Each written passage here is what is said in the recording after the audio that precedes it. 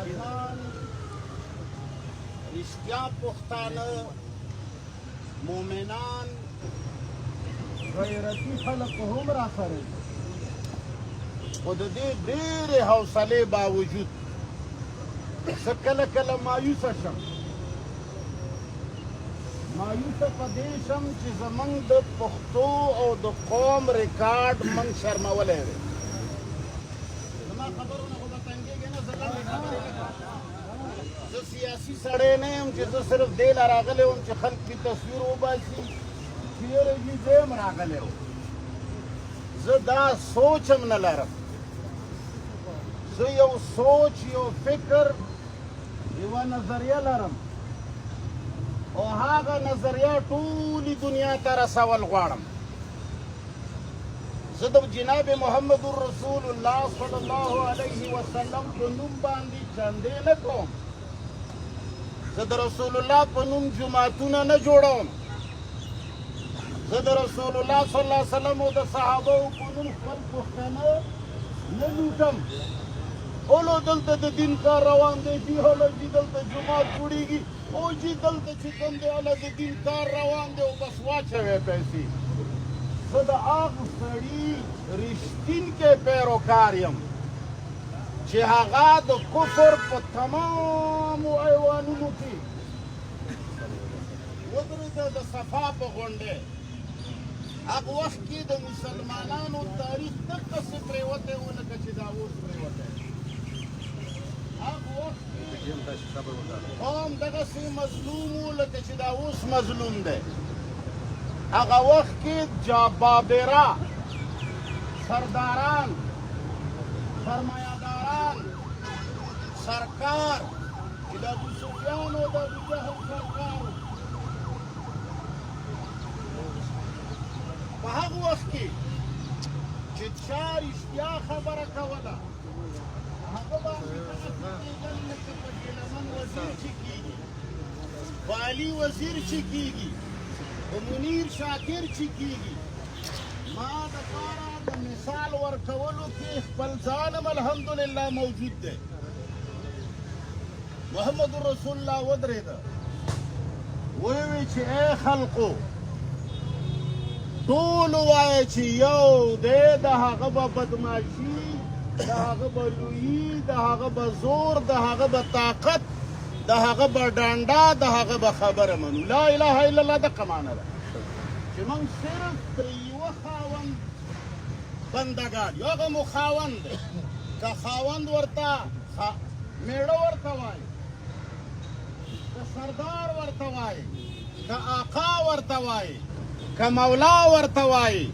که لوی ورته وایي که حسین ورته وایي که جمیل ورته وایي که د کمال والا ورته وایي که د آرمي چیف ورته وایي العیاذ بالله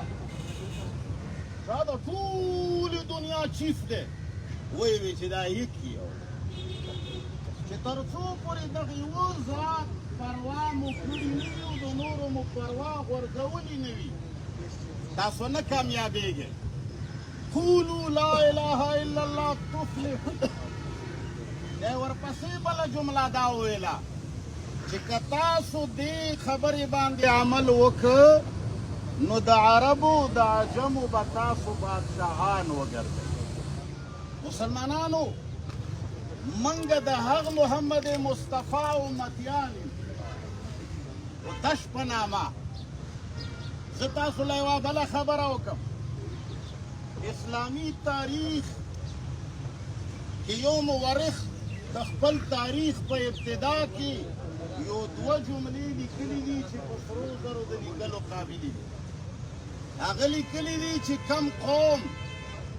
کله خپل غیرت و شعور نه لري کم قوم چې کله خپل کمال نه لري کم قوم چې کله خپله توري نه پاتې شي نو هغه بیا د مشرانو نومونه راخلي یاد وساته د مشرانو نومونه هغه قوم اخلي چې هغو کې خپله توره نه وي پیغمبر پاک صلی الله علیه وسلم یو کتاب راوړی دی چې موږ تاسو مولایانو له ورکړی دی چې چندې پې کوئ اخ کتاب کې الله تعالی دوه ځایه د انبیاو نومونه اغوستي زیات نومونه یې اغوستي فلانی نبی فلانی نبی فلانی نبی فلانی نبی کله چې ډېرو انبیاو نومونه واخلي پښتنو وروڼو موږ مسلمانان یو پښتونوالي نه مخکې مسلمانان یو خو یو نه که موږ شو موږ به مظلومان نه یو په خبره کوم اوږده خبره کوم رسول الله صلی الله علیه وسلم چې کوم قرآن راوړی دی په هغې کې چې کله د ډېرو انبیاو نومونه والي نو الله تعالی ته د خلکو مزاج معلوم دی چې دا ډېر کمزوري خلک دا خپله توره پرېږدي دا بیا د مشرانو په نوم باندې پلانکې بابا پلانې بابا زه د پلاني بابا نوسی یم ناوې چې کله خپله بدرنګه وي او خلک راځي مخې ویني نو چې څنګه دې چادر اوچت کي مړه دې خو دا خړه خوله خدای ورکه کړه بل راشي چې کله پړونه دې اوچت کي مړه د دې خو پوزه کږه ده بله راشي مړه د دې خو خوله کږه ده نو بیا ناوې چې پوه شي چې خلک به زما نه نفرت کوي بیا هغه وایي چې زما نیا ډېره ښکلې وه زما نیا چې راواده وه که نه خلک یې تماشې ته راتلم زما نیا په مخ لیدلو باندې پلانکي بادشاه دومره پیسې ورکړې وې دا صفت دی ولې کوي د دې خپله توبړه د لیدو نه ده د چا چې خپله توبړه د لیدو وي هغه د نیا صفت هلکه خبرې باندې مې پوهېږې خوښۍ در باندې لګي منګه کې اوس خپل کمال نشته الله تعالی چې کله کمالي انبیاو نومونه واخیستل ابراهیم علیه السلام اسماعیل علیه السلام یوسف علیه السلام یعقوب علیه السلام موسی علیه السلام شعیب علیه السلام هسې پښتنو دا څومره نومونه چې ما د انبیاو واخیستل دا انبیا زمونږ د پښتنو اتلانو نه غټ خلک دي که نه دي دی نه جواب په زور راکړي دی دا موسی علیه السلام ابراهیم علیه السلام اسماعیل علیه السلام شعیب علیه السلام دا زما د خوشحال خان بابا د رحمان بابا د ابدالي د فلاني نه لوی دي که نه دي په زور ووایه دي که نه دي چې خلک دا ونه وایي چې پښتانه مضبوط نه دي بل ورته لوی ښکاري الله فورا ورپسې یوه جمله ویلې ده تلک امة قد خلت لها ما کسبت ولکم ما کسبتم ولا تسألون عما كانوا يعملون خبردار دوی پورې وننښلې د دوی تاریخونه راوانخلې د دوی په نومونو باندې داسې نه وي چې هله د پلانکي ورځ لمانځو د پلانکي شپه لمانځو یاره ابراهیم ډېر لوی سړی و یاره اسماعیل ډېر لوی سړی و یاره چې موسی علیه السلام ډېر لوی سړی و دا قوم به په دې کې تقسیم شي ورته ویې چې واورئ تلک امة بس دا یوه ډله وه قد خلت لاړه لها ما کسبت دوی سره هغه څه لاړل چې څه یې کړي وو ښه یې کړي وو لاړل خدا نه خواسته ناخام یې کړي وو لاړل توره یې کړې وه لاړه غیرت یې کړی وو لاړه په دین یې عمل کړی وو لاړو ولکم ما کسبتم مسلمانانو تاسو په دوی نه خلاصېږئ تاسو دپاره ستاسو عملونه دي که ستاسو عمل ټیک و سربالا و سربلنده به وی که ستاسو خپل عمل ټیک نه و همیشه به خوار و ذلیل وی پښتنو انبیاو نومونو نه الله راته ووایي چې تلک امة قد خلت لها ما کسبت زړو نومونو پورې منخله خپل کمال وښایه ابدالي ډېره لویه توره کړې وه دا څه شي رحمان بابا لوی اتل و ته څه شی صلاح الدین ایوبي ډېر لوی قهرمان و ته څه شی اصل سوال دی ته څه شی خبر کې د چا په نوم خلاصېدل شته نشته هلکه جواب ټول راکوه نشته قیامت په ورځ د چا په نوم خلاصېدل شته نشته او که درته ملا ویلي وي ما ته یې راوله د هېڅ چا په نوم خلاصېدل نه او تا ته وایم لکه څرنګه چې په دې دنیا کې هر پسه په خپله پښه باندې ځوړند دی پښتونه موږ ته نن په خپله پښه ځوړند یو نیکه نیکونه مو غیرتي وو خو موږ غیرتي نه یو نیکونه مو اتلان وو خو موږ اتلان نه یو نیکونو مو خلق دلته نیول خلق موږ دلته کې نیسي زموږ نیکونو خلقو ته ګریوان ته لاس ورچو خلق موږ ته ګریوان ته لاس ورچو زموږ نیکونو د خپلو نیکونو صفتونه نه کول هر سهار به چې راپاڅېدو وایي دا مخه ونیسئ هر سهار به چې راپاڅېدو نن دا مخه ونیسئ هر سهار چې راپاڅېدو نن دا فرعون زوړند کړئ هر سهار به چې راپاڅېدو نن دا ابوجهل زوړند کړئ نن دغ فرعون ته لار ونیسئ موسی علیه السلام د وخت د فرعون مقابله وکړه که د سړي زمانې د انبیاو صفتونه یې کول وخت مقابله یې وکړه وخت مقابله یې وکړه د محمد رسول الله نیکه ابراهیم علیه السلام دی د محمد رسول الله نیکه اسماعیل علیه السلام دی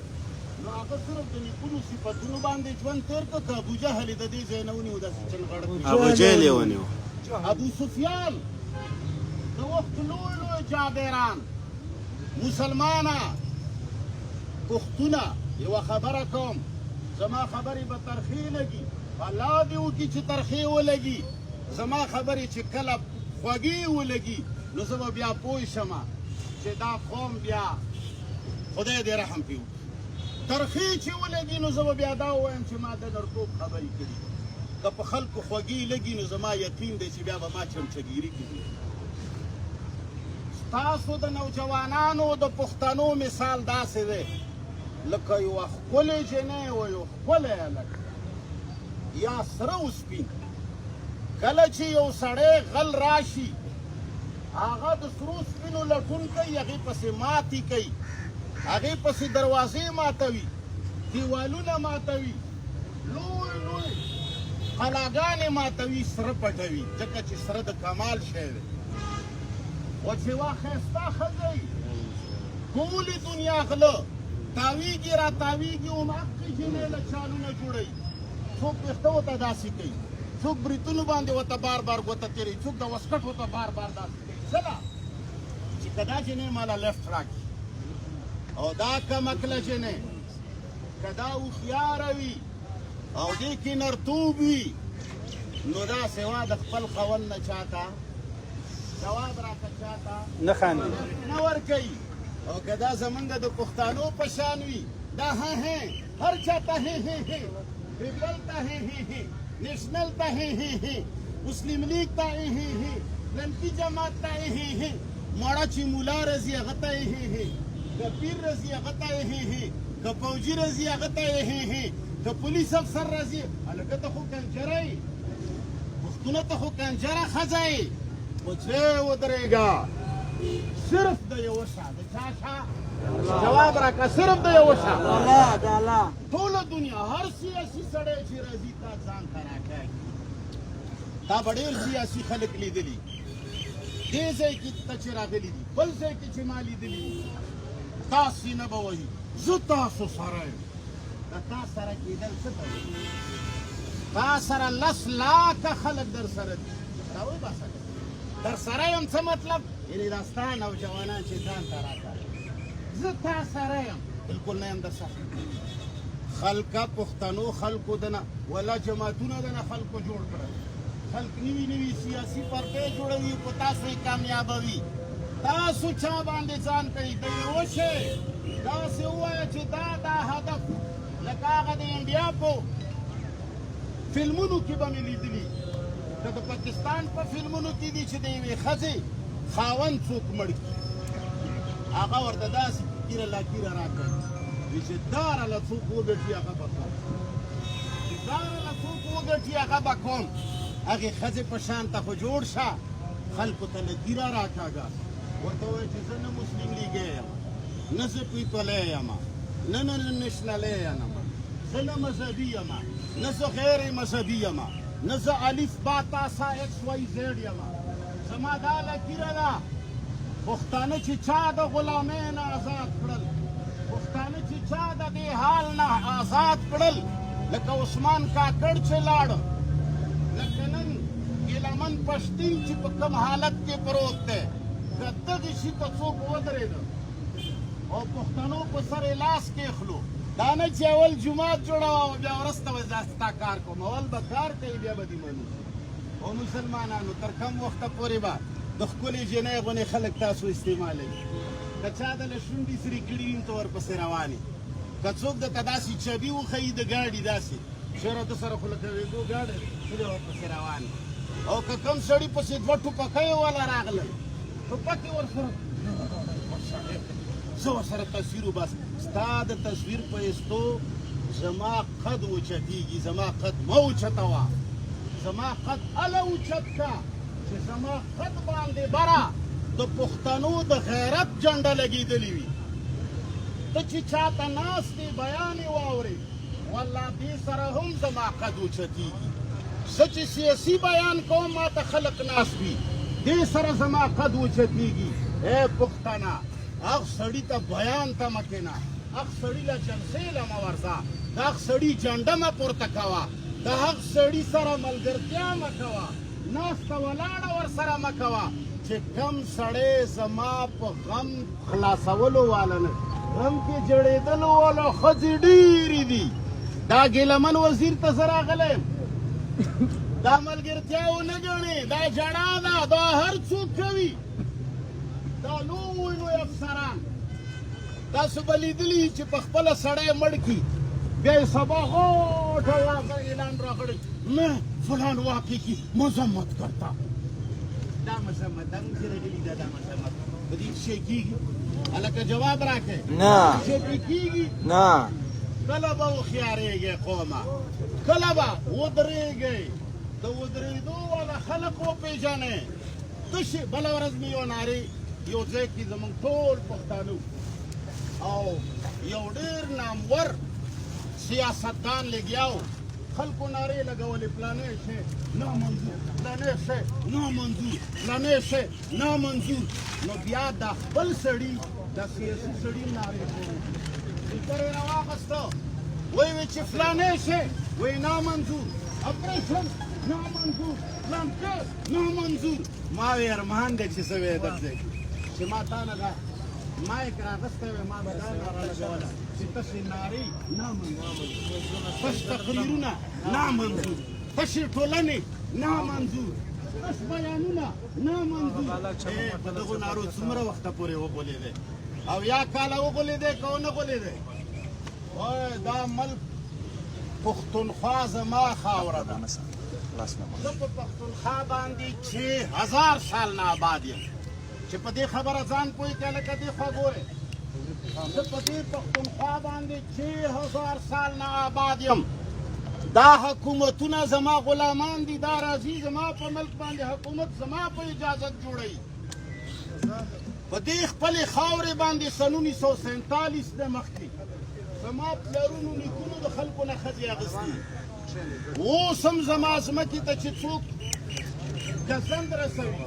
څوک تکلیف رسوي هېره جي اوس څه وکړو موږ هم ډېر خفه یو الله دې زړه وچوه د ګیلامن وزیر مور هم خفه ده او ته هم خفه یې نو په ښځې او په نر کې څه فرق شته د ګیلامن وزیر مور هم جاړي زه هم جاړم په دې ښځې او نر کې څه فرق شته هلکه جواب خورئ خدای رښتیا زر نه شئ خوځولی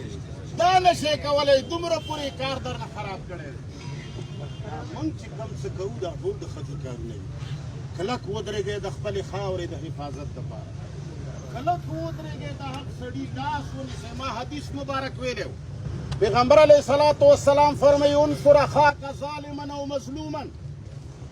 خپل ورور که ظالم وي هم مدد یې وکړه که مظلوم وي هم مدد یې وکړه صحابه کرام عرض کوي د الله رسوله د مظلوم مدد باندې خو موږ پوهېږو د ظالم مدد څنګه وکړو وایي ظالم په دې لاس کې راونیسه ورته چې مه کوه نور ظلم دا مدد دی مسلمانه پاڅه د دې خاورې سره چې کم سړی غداري کوي که هغه افسر دی که هغه مخبر دی که هغه ملکي دی که هغه غیر ملکي دی زمونږ هندوستان سره دشمني په ښځو نه ده موږ نه ښځې نه دي بوتلي زمونږ هندوستان سره دشمني په مال و دولت نه ده هندوستان زما د خاورې دشمن دی نو که زما رور زما د خاورې دشمن وي ولې هغه به زما دشمن نه وي جواب راکړه کوم سړی چې زما د خاورې دشمن دی که دی په سرو جمو کې دی که دی په خړو جمو کې دی که دی په سپینو جمو کې دی زه جامې نه پېژنم زه کردار پېژنم ماسخوتن ټیم به ستا ورندار ستا د ښځې جوړه واغوندي نو ستا څه خیال دی ته به یې کټ ته راوبالې جواب راکړه نه جامو باندې زه نه غولېږم چې ته ما له کله برګې جوړې واغوندې کله ما ته تورې جوړې واغوندې کله زما د پولیس لباس واغوندې کله زما د آرمي لباس واغوندې کله زما د انټلیجنس ادارو چې کردار دې زما د ملک سره د غدارې وي چې کردار دې د خاورې سره د غدارې وي چې کردار دې پښتنو سره د قتل و د غارت وي چې کردار دې ما ته مراعات نه راکول وي چې کردار دې زمونږ قتل عام وي که تا د هر قسم لباس اغوستی دی زه لباس باندې تا نه پېژنم زه په کردار باندې تا پېژنم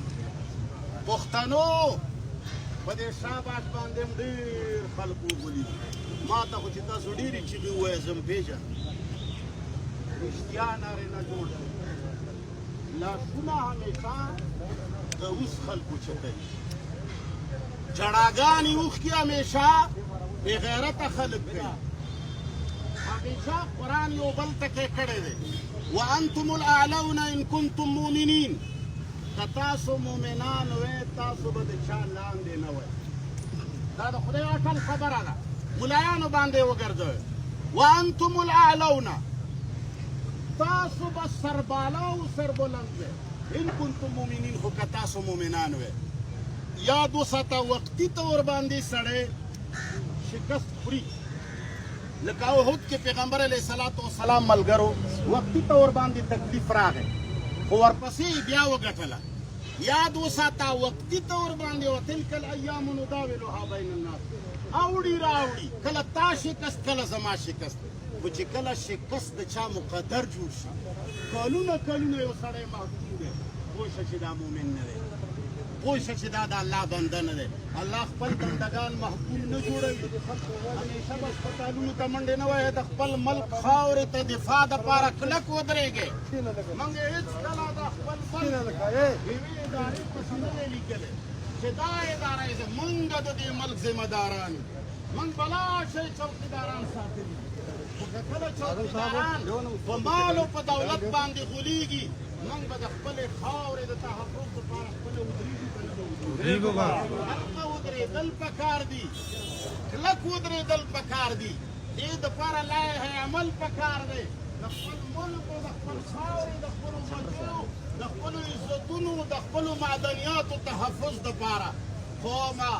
ومن یعتصم بالله فقد هدی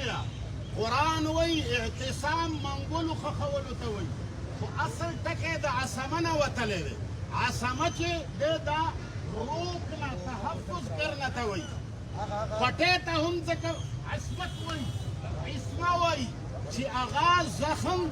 د تکلیفونو نه بچ کوي ومن یعتصم بالله چا چې د الله په قانون د خپل ځان تحفظ وکړو فقد هدی الی صراط مستقیم دا نیغې لارې ته ای خلقه د الله قانون ومنئ د الله قانون کې جواب راکړئ د الله په قانون کې بېایماني د الله په قانون کې خپله خاوره چا ته لاس کې ورکول د الله په قانون کې خپل حرم او کور ته د چا پرېښودل جایز نه دي دا پښتونه ټولو ناول د الله قانون پرېښی دی ځکه خدای له دوی غلام کړی د انګریز د غلامانو غلام همیشه به دغسې راغونډېږي همیشه به چې کوم دی دغسې راغونډېږي او تاسې به کله به دا صفدر صاحب خبرې کوي کله به یې څه کوي کله به یې بل کوي اوس ابا مړ تمه پرېږدي دې تقریرونو علي وزیر ډېر تقریرونه وکړل منظور پښتین ډېر تقریرونه وکړل امین صفدر خو پکې چاره شنه شوه صفدر مومن ډېر تقریرونه وکړل دې نه مخکې زموږ ډېر لویو لویو ملګرو تقریرونه وکړل هسې ته په ایمان ووایه چې کوم هدف ته رسېدل غواړو موږ ورسېدو هلکه ورسېدو جواب راکړه ورسېدو هدف ته رسېدل غواړئ او که ګپ لګوئ هدف ته رسېدل غواړو ګپ ته رسېدل غواړئ که ګپ لګوئ؟ قسم په خدای چې دا اوسه پورې زه چا اورم دا ټول ګپ لګوي. والله چې اکثر خلک ګپ لګوي. موږ نه تنظیمونو والا خوند اخلي. یو سړی راشي زمونږ په ټولنه کې تقریر وکړي، یو څو کسان د ګډې بیزې یو څو ګډې بیزې رانه خپلې کړي. بل سیاسي لیډر راشي، زه سره به جماعت تاسو سره یو څو ګډې بیزې هغه رانه یوسي. بل غل راشي یو څو ګډې بیزې، هلته مو ګډې بیزې خو نه یو که نه. کلک ودرېږئ. زمونږ ملایانو زمونږ ادارو ته غلطه ښودنه کړې ده. مولا ورته ویلي دي چې ته د ملک د تحفظ په نامه چې څومره خلک وژنې، ته مجاهد یې او ته شهید یې او هغه مردار دي. نو بس هغه عاجزان لګیا دي چې دا خو موږ جنت ته راولي. نه، د خپل ملکي، د خپل قومي، د خپل علاقایي مسلمان په وژلو څوک جنت ته جواب راکړه، څوک جنت ته هندوستان کې توره وکړه، د ورشه باندرۍ نه بار توره وکړه، فلسطین باندې ګولۍ ورېږي هلته توره وکړه. مسلمانه چاله چې قوت میلاویږي په تا میلاویږي. تا ټول عمر زندهباد مردهباد ویلي دي، اوس هم وایې. الله ته وګورې چې چا ته زندهباد وایي، زر پېرې سوچ کوه چې دا سړی زه د خپل ځای نه اوچتوم. هسې نه چې الله رانه پوښتنه وکړي چې دا دې ځای نه د اوچتولو قابل و. لور چې څوک چاله ورکوي، ښځه خو پېژنې. دا لور هم چې کله ته ورته ووایي چې فلاني له دې ورکوم، نو هغه مور ته ووایي چې زه به یو څو ورځې کې سوچ وکړم. لور هم ځان له خاوند کې کمالونه ګوري چې دا کوم سړی رانه پلار کوي، داسې تپوس کوه که د سړي بچی دی. چې د سړي بچی نه وي، پلار ته ووایي چې دا زه نه کوم. او تا والله چې تر اوسه پورې ځان اوس خو چې کوم ځای کې نارې لګي که نه، او تا وروره بیا رومال د لاس نه تاو کړي، نو بیا ورسره پښتنو د الله کتاب غیرت ښیي، غلامي نه ښیي، الله کتاب قیادت ښیي، د الله کتاب کردار ښیي. کلک ودرېږئ. زما د ملک دشمني که د باونډري نه بار څوک کوي هم زما دشمن دی. زما د خاورې او زما د عزت او زما د وینې دشمني که څوک ملک نه دننه کوي هم زما دشمن دی. او زمونږ پښتنو چې کوم قاتلان دي، دا دې ګرفتار کړی شي. دا په دې وړه خوله باندې وایم، زه الحمدلله مذهبي سړی یم. ما سره ګوره د نارو والا خلک نه دي. ما سره چې کوم خلک دي، یا لږ دي یا ډېر دي، هغه د سر ورکولو والا دي. هغه د ټوټو ټوټو والا خلک نه دي. چې کم پښتانو سره ظلم شوی دی، ګرفتار دي. زما د ګیلمن وزیر قاتل دی، ګرفتار شي.